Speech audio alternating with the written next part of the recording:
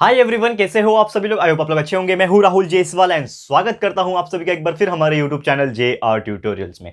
Friends, आज आपके सामने अगेन एक most important geographical lecture video लेकर आ गया हूं, जिसमें आज के दिन हम डिस्कस करेंगे one of the most important chapter for 7th standard, जो कि है दोस्तों एग्रीकल्चर। तो एग्रीकल्चर क्या है ये हमने ऑलरेडी डिस्कस किया था दोस्तों। अगर आप जानते होंगे कि यार हमने डिस्कस किया था कि agriculture is the basic need of our Indian people. And सिर्फ इंडियन नहीं, एक टाइम था जो पुराने जमाने में लोग लगभग आज से 500 हजारों साल पहले, जब लोग जो थे ना नोमैडिक ट्राइब्स में रहते थे, तो पहले कैसा दर बदर भटकते थे, अलग अलग जगह पे जाते थे, अलग अलग खाने की तलाश में जाते थे। लेकिन उनको जब समझ में आ गया कि यार हम एक ही जगह पे रह के भी खेती कर सकते हैं और उसके हेल्प से हम लोग जो है वो जिंदा रह सकते हैं और अपनी जो बेसिक नीड होती है ना वो फुलफिल कर सकते हैं।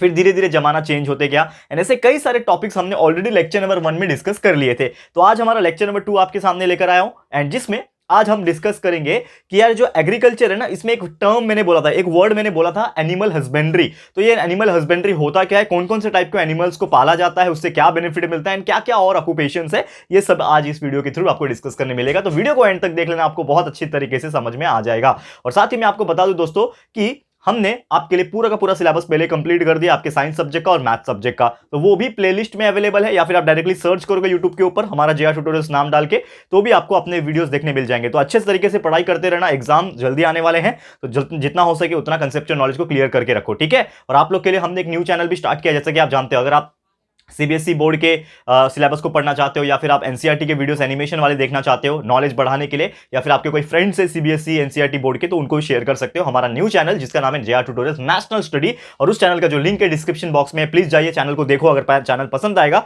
तो चैनल को सब्सक्राइब कर देना, ठीक है। चलो आ जाते हैं टॉपिक पे। तो सबसे पहली बात दोस्तों, ये जो एग्रीकल्चर है ये है क्या, ये हमने डिस्कस कर लिया था।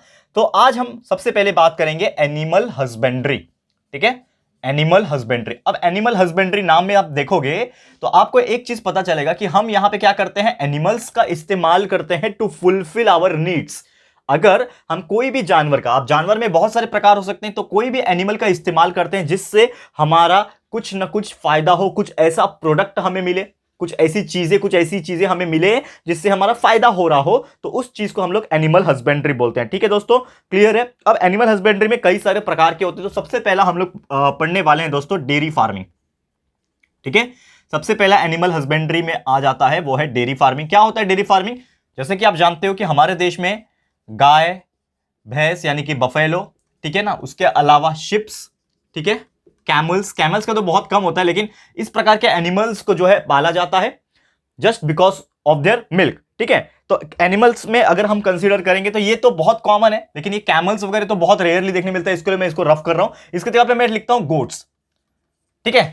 तो ये इतने जो मैंने एनिमल्स लिखे, देखिए इसके अलावा और कई सारे एनिमल्स हैं जो अलग अलग ट्राइब्स में आप जाओगे ना, पहाड़ी इलाके में जाओ या फिर कहीं अलग अलग कोने में जाओगे ना दुनिया में, तो आपको ऐसे ऐसे जानवर का दूध देखने मिलेगा जो लोग पीते हैं और उसको निकाल के बेचते भी हैं, कई सारी चीजें। लेकिन ये इतने कॉमन है, इसके लिए मैंने इतना लिखा हुआ है। तो इतने सारे एनिमल्स का क्या किया जाता है दोस्तों, दूध निकाला जाता है एंड इसको खुद के इस्तेमाल के लिए लिया जाता है और उससे डेयरी प्रोडक्ट्स बनाए जाते हैं। हम डेयरी प्रोडक्ट्स बहुत सारे प्रकार के होते हैं। आप जानते हैं कि हमारे देश में मिल्क, दूध डायरेक्टली भी पिया जाता है, इससे कर्ड बनाया जाता है, दही बनाया जाता है, इससे चीज बनाया जाता है, ठीक है ना, इससे पनीर बनाया जाता है। ऐसे कई सारे चीजें हैं जो हम इंडियंस, बाहर देश का तो जाने दो, हम इंडियंस ऐसे कई सारी चीजें बना लेते हैं। तो इसीलिए ये डेयरी फार्मिंग हमारे लिए बहुत ज्यादा इंपॉर्टेंट है और ये कई सारे लोग का मेन जरिया है पैसे कमाने का। जैसे कि आप जानते हो हमारे घर पे, जैसे मेरे घर पे अगर मैं बताऊं, मेरे घर पे रोज एक दूध वाला आता है जो 1 लीटर दूध देके जाता है, ठीक है। यानी कि वो कहीं ना कहीं उसने 4-5 भैंस रखे होंगे। अभी हम लोग नॉर्मली बफेलो मिल्क लेते हैं, कुछ लोग काऊ मिल्क भी लेते हैं। जो नॉर्मली हमारे इंडियंस सिर्फ यही दो पीते हैं, काऊ मिल्क एंड बफेलो मिल्क ज्यादा इंडियंस पीते हैं। शिप्स वगैरह, गोट्स वगैरह का भी लोग पीते हैं, लेकिन बहुत कम होता है। लेकिन गाय और भैंस, काऊ एंड बफेलो का सबसे ज्यादा होता है।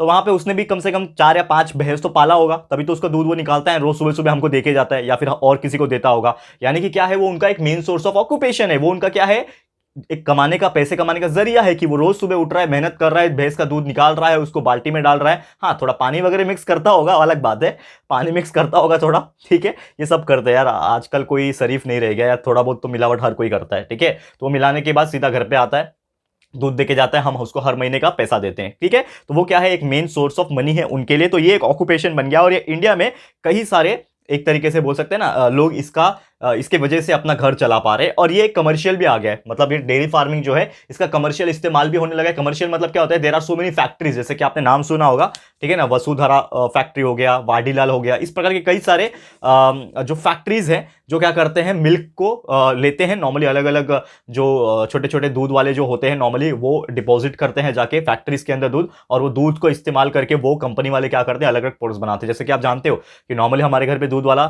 थैली में दूध देके जाता है, लेकिन आप दुकान में जाओगे तो आपको पैकेट मिल्क भी मिलता है। तो पैकेट मिल्क कहां से आता है, फैक्ट्रीज में बनते हैं, ठीक है, बट वो फैक्ट्री में जो बनते हैं ना वो रियल दूध ही है, लेकिन उसमें कुछ प्रोसेसिंग किया रहता है, कुछ और एडिटिव्स मिलाए होते हैं, ठीक है। तो दूध वही होता है, जैसा आप ये मत समझना कि कुछ भी केमिकल डाल के बना दिया मिल्क, तो केमिकल नहीं होता है, वो दूध ही होता है, लेकिन उसमें कुछ और चीज भी डाला जाता है, पास्चराइजेशन किया जाता है ताकि वो दिन 1 से 2 दिन तक चल पाए। पास्चराइजेशन टेक्निक होता है जिसमें जर्म्स एंड बैक्टीरिया जो है किल हो जाते हैं, ठीक है, और ज्यादा समय तक जिंदा रह पाते हैं। तो ये पर्टिकुलर चीज आपका क्या है, कमर्शियल पर्पस के लिए इस्तेमाल होता है। और ऐसे कई सारे फैक्ट्रीज के मालिक जो है वो बहुत ज्यादा पैसे बना चुके हैं इस चीज में और आने वाले टाइम में। और इसी को व्हाइट रिवॉल्यूशन कहा गया था, आप जानते हो, वर्गीस, डॉक्टर वर्गीस ने फाउंड किया था व्हाइट रिवॉल्यूशन, ये आप जानते होंगे। ये देखो हिस्ट्री वाली बात थोड़ी हो गई, लेकिन हम ये चीज आपको ज्योग्राफी के अंदर पढ़ा रहे हैं, क्लियर है। तो उम्मीद करता हूं कि ये चीज आपको बहुत अच्छी तरीके से समझ में आ गया होगा। नेक्स्ट अगर बात करें डेयरी फार्मिंग के अलावा और क्या करते हैं एनिमल हस्बेंड्री में, तो डेयरी फार्मिंग के अलावा दोस्तों होता है शीप एंड गोट रियरिंग, ठीक है, एक और टॉपिक है यहाँ पे, शीप एंड गोट रियरिंग। ये क्या होता है,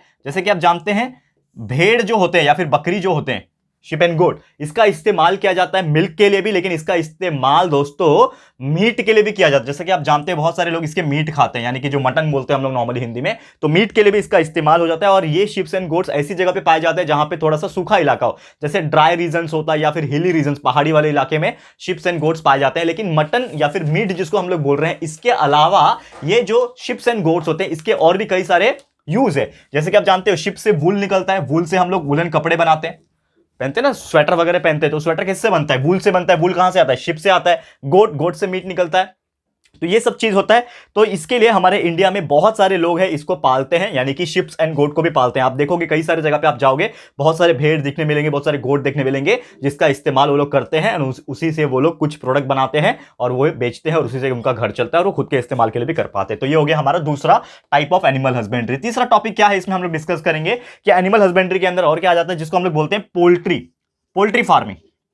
क्या बोलते हैं दोस्तों, पोल्ट्री फार्मिंग। अब जैसे कि आप जानते हो पोल्ट्री का एक्चुअल में मीनिंग होता है, पोल्ट्री फार्मिंग का एक्चुअल में मीनिंग होता है जो आपके चिकन्स वगैरह होते हैं, जैसे आप खाते हो दोस्तों, आप घर पे बहुत सारे लोग नॉन वेजिटेरियन होंगे यार, कमेंट कर देना कौन कौन है, ठीक है। तो लोग, बहुत सारे लोग चिकन्स खाते हैं, चिकन में जो मुर्गियां होती है उसको पालते हैं, क्योंकि नॉर्मली ऐसा नहीं है ना कि सीधा सीधा रोड पे चल रही है लेके आ गया कस मस्त पे की काटा और आपको दे दिया, ऐसा थोड़ी होता है, उसको पाला जाता है। इट इज ए प्रोसेस, ठीक है ना, उनका प्रोडक्शन किया जाता है, अंडे जो होते हैं एग्स, ठीक है ना, उनका भी प्रोडक्शन किया जाता है, उनको पाला जाता है चिकन्स को, एंड एक टाइम के बाद बड़े होने के बाद उसको मार्केट में सप्लाई किया जाता है, फिर नॉर्मली चिकन्स वगैरह को बेचा जाता है। तो नॉर्मली क्या होता है, पूरे पार्ट ऑफ वर्ल्ड में chicken is the most demanding. जैसे कि आप जानते हो कि आजकल मतलब मैं काउंट तो नहीं कर सकता, लेकिन there are so many non vegetarian people around the world and they love to eat chickens, ठीक है, चिकन्स बहुत सारे लोग खाते हैं। हाँ, इसके अलावा भी हमारे देश में तो चलो चिकन और गोटी खाते हैं नॉर्मली, तो बाहर देश में जाओगे तो पता नहीं क्या क्या खाते हैं वो लोग, ठीक है। तो इस प्रकार के भी लोग आपको देखने मिलेंगे, ठीक है। और हमारे इंडिया में जनरली देखा जाए तो बड़े बड़े शहर जो होते हैं, बिग सिटीज में, ये चिकन्स और जो पोल्ट्री के प्रोडक्ट्स होते हैं ना, ये काफी ज्यादा बेचा जाता है, क्लियर है।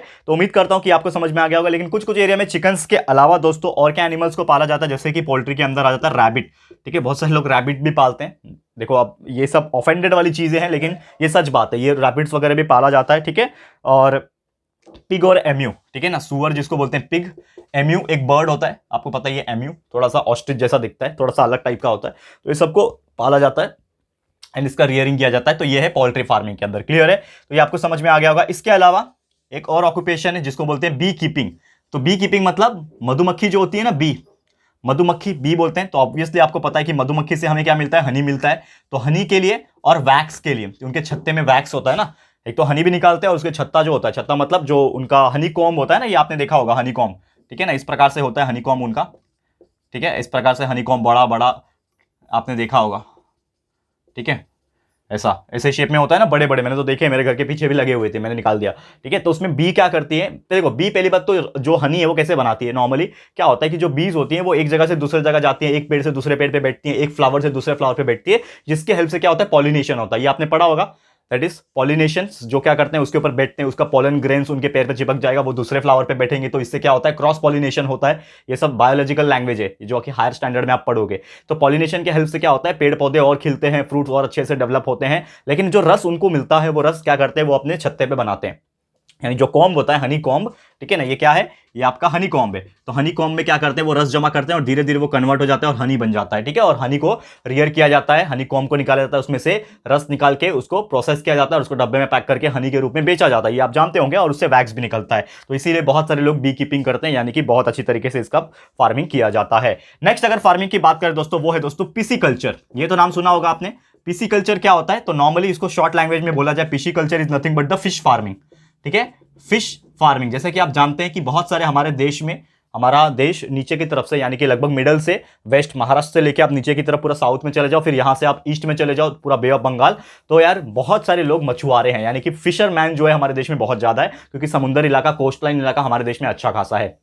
तो मछुआरे ज्यादा रहेंगे, तो फिश वो लोग पकड़ने जाएंगे। लेकिन फिश पकड़ने के अलावा भी एक ऑक्यूपेशन होता है जिसको बोलते हैं फिश फार्मिंग। तो क्या करते हैं लोग, बहुत सारे पॉन्ड्स बना लेते हैं, छोटा छोटा बाउडी बना लेते हैं, ठीक है ना, ऐसा सिस्टम बना लेते हैं जिसमें पानी के अंदर फिश को ग्रो करवाया जाता है, छोटे छोटे फिश को लाया जाता है, उसको उधर पे ही खाना खिलाया जाता है, मतलब जो भी उनका प्रोडक्ट्स होता है खाने का वो सब खिला के और उनको बड़ा किया जाता है वहां पे। एंड बड़ा करने के बाद उसको एक पर्टिकुलर दाम पे उसको बेचा जाता है मार्केट्स के अंदर, सो दैट लोग उसको खा सकें। देखिए बहुत सारे लोग फिश पसंद करते हैं खाना, खासकर कोस्टल इलाके के जो लोग होते हैं, खासकर हमारे महाराष्ट्रियन पीपल जो होते हैं। फिर साउथ में आप जाओ और फिर आप उड़ीसा एंड बंगाल और कोलकाता वगैरह साइड जाओगे तो यहाँ के लोग बहुत ज्यादा फिश खाना पसंद करते हैं। बहुत सारे ऐसे फिश है जो बहुत महंगे महंगे बिकते हैं। एग्जांपल के तौर पे अगर बात करें, हमारे महाराष्ट्र में आप देखोगे तो रावस, रावस जिसको इंडियन सैल्मन कहा जाता है, तो ये मछली बहुत ज्यादा तगड़ा बिकता है। बांगड़ा मछली, याद आपने ना सुना ही होगा, ठीक है ना। कोलबी होता है, प्रॉन्स जिसको बोलते हैं, कोलबी बोलते हैं हम लोग, ठीक है ना। उसके अलावा पॉपलेट होता है, ठीक है ना। एक बॉम्बिल होता है, बॉम्बे डक जिसको कहा जाता है। तो ये सब फिश काफी ज्यादा डिमांडिंग है, ठीक है। लेकिन ये बॉम्बे डक वगैरह क्या होता है ना कि उसको समुद्र में जाना पड़ता है मारने के लिए। लेकिन नॉर्मली जो पॉन्ड्स वगैरह में ग्रो करते हैं फिश फार्मिंग के थ्रू, तो रावस वगैरह हो गया, वाम हो गया, रोहा, ठीक है ना, रोहू मछली हो गया, कोलबी हो गया, ये सब जो है फिश पॉन्ड्स वगैरह क्या करते हैं, उसमें ही फिश फार्मिंग किया जाता है और उसको एक पर्टिकुलर दाम पे बेचा जाता है। क्लियर है? तो उम्मीद करता हूं कि ये भी आपको समझ में आ गया होगा। अगला बात करें मछली पालन के अलावा, मछली तो लोग पालते हैं और उससे बहुत अच्छा पैसा भी कमाते हैं, लेकिन इसके अलावा भी बहुत सारे ऑक्यूपेशन है। एक ऑक्यूपेशन है उसमें से सेरीकल्चर। तो what do mean by sericulture? Sericulture का एक्चुअल में बेस्ट मीनिंग होता है दोस्तों सिल्क प्रोड्यूस करना। What do mean by silk? जैसे कि आप जानते हो दोस्तों कि सिल्क कहां से मिलता है, रेशम जिसको बोलते हैं ना, रेशम, रेशम की साड़ियां पहनते हैं, रेशम के कपड़े लोग पहनते हैं, तो वो रेशम आता कहां से? तो silk comes from silk worm. एक कीड़ा होता है दोस्तों, सिल्क वॉर्म होता है, जैसे कि आप जानते हैं ना कीड़ा होता है, वो कीड़ा कन्वर्ट होकर बटरफ्लाई बनता है, ये आप जानते हैं ना, कोकून बोला जाता है उसको, ठीक है ना, कोकून, ठीक है। तो कोकून क्या होता है, छोटा सा, जब कैटरपिलर जब होता है वो छोटा सा, वो क्या होता है, कोकून जैसा होता है। तो उसको क्या किया जाता है, गरम गरम पानी में डाला जाता है, फिर उसमें से रेशे निकलते हैं, वो ही होते हैं आपके सिल्क, उसको अलग किया जाता है एंड उसके वजह से ही आपका सिल्क प्रोड्यूस होता है। तो बहुत महंगा बिकता है इसके लिए, क्योंकि वो बहुत बोलते हैं ना हैवी टेक्निक है, बहुत मेहनत लगती है। सिल्क के जो वॉर्म होते हैं, जो कीड़े होते हैं ना, बहुत रेयरली भी मिलते हैं। मलबरी ट्रीज जो होते हैं ना, मलबरी का पेड़ होता है, उस पर खासकर पाया जाता है। तो ये सब हिसाब से इसको मैन्युफैक्चर किया जाता है, ठीक है। और ये लगभग सिर्फ नॉर्मली अगर देखा जाए तो मलबरी ट्रीज जो होते हैं ना बहुत रेयरली मिलते हैं और इसका जो लाइफ टाइम होता है सिर्फ 15 साल होता है। मलबरी ट्रीज एक बार उगेंगे तो सिर्फ 15 साल तक होते हैं। और इसीलिए ये जो फार्मर्स होते हैं, जो किसान होते हैं, जो सिल्क वॉर्म को ढूंढ के, कोकून को निकाल के गर्म पानी में डाल के सिल्क बनाते हैं, ये बहुत ही ज़्यादा एक्सपेंसिव बेचते भी हैं, क्योंकि उनकी मेहनत भी उतनी ज़्यादा होती है, बहुत रेयरली मिलता है। तो इसीलिए ये भी जो है बहुत अच्छा ऑक्यूपेशन है, एनिमल हस्बेंड्री के अंदर आ जाता है। नेक्स्ट अगर मैं बात करूं, आज का जो टॉपिक है, आखिरी टॉपिक, जो कि हमारा दोस्तों नर्सरी। तो नर्सरी क्या होता है ये हम लोग देख लेते हैं। तो नर्सरी इज नथिंग बट, जैसे कि आप जानते हो कि हमारे देश में आजकल फ्लावर्स का डिमांड काफी ज्यादा बढ़ता जा रहा है, ठीक है ना। अलग अलग ओकेशंस पे अलग अलग टाइप के फ्लावर्स हमें मिल जाते हैं, तो हमें वो लाना पड़ता है और उसको प्रोड्यूस करना पड़ता है। इसीलिए जो फ्लोरिकल्चर होता है दोस्तों, फ्लोरिकल्चर अगर मैं बात करूं या फिर मैं इसको हॉर्टिकल्चर बोलूं, तो ये काफी ज्यादा डिमांडिंग बन गया है। क्योंकि क्या होता है, अलग अलग जगह पे लोग प्लांट्स को उगाते हैं जो कि अलग अलग फ्लावर्स को प्रोड्यूस करते हैं। मेडिसिनल प्लांट्स होते हैं उसमें, और कई सारे अलग टाइप के प्लांट्स जो होते हैं, एरोमेटिक प्लांट्स, खुशबू वाले प्लांट्स, सुंदर दिखने वाले प्लांट्स जैसे कि ऑर्चिड्स वगैरह होते हैं, ये सबको ग्रो किया जाता है एक नर्सरी गार्डन में। जैसे छोटा सा गार्डन होता है जिसको नर्सरी कहा जाता है, जिसमें अलग अलग टाइप के फूल आपको देखने मिलेंगे, अलग अलग टाइप के प्लांट्स, अलग अलग टाइप के एरोमेटिक प्लांट्स, खुशबू वाले प्लांट्स, डिजाइन वाले प्लांट्स, ऐसे आपको देखने मिलेंगे। और वो प्लांट्स को भी बेचा जाता है, क्योंकि आप जानते हो की सजावट के लिए कई जगह पे, चाहे वो शादी का फंक्शन हो, चाहे नॉर्मल फंक्शन हो, चाहे आपका घर हो, चाहे आपके घर में बगीचा हो, चाहे आपके घर में एक छोटा सा गार्डन क्यों ना हो, बालकनी हो, ये सब में सजाने के लिए लोग अलग अलग जगह से अलग अलग खूबसूरत प्लांट्स और फ्लावर्स और ये सब एरोमेटिक प्लांट्स को खरीदते हैं, और ये भी इसीलिए बहुत ज्यादा डिमांडिंग हो गया है, जो कि है नर्सरी। क्लियर है? तो उम्मीद करता हूं कि ये चीज आपको समझ में आ गया होगा। तो दोस्तों, यही था हमारा आज का लेक्चर वीडियो, जिसमें हमने आपको पूरा एक्सप्लेन कर दिया है कि एनिमल हस्बेंड्री क्या होता है और उसके अंदर कौन कौन से ऑक्यूपेशंस आ जाते हैं, चाहे वो डेयरी फार्मिंग हो, शिप एंड गोट रियरिंग हो, पोल्ट्री फार्मिंग हो, बी कीपिंग हो, पिसिकल्चर हो, सेरिकल्चर हो, या फिर नर्सरी हो। ये हमने सब एक्सप्लेन कर दिया आपको, और उम्मीद करता हूं कि हमारा ये आज का जो लेक्चर वीडियो था ये आपको पूरा 100% समझ में आ गया होगा। तो इसी के साथ आज का वीडियो स्टॉप होता है, लेकिन आपको चिंता नहीं करना है, आगे बहुत सारे टॉपिक्स बचे हुए हैं। तो हमारा जो अगला लेक्चर होगा, लेक्चर नंबर 3, इसमें हम आगे के पार्ट को कंटिन्यू करेंगे, और बहुत सारी चीजें आपको बाकी है पढ़ाना, वो हम लोग कंटिन्यू करेंगे। ठीक है? तो वीडियो आपको कैसा लगा है प्लीज हमें कमेंट करके बताइएगा, अपनी राय और सजेशन जरूर से दीजिएगा।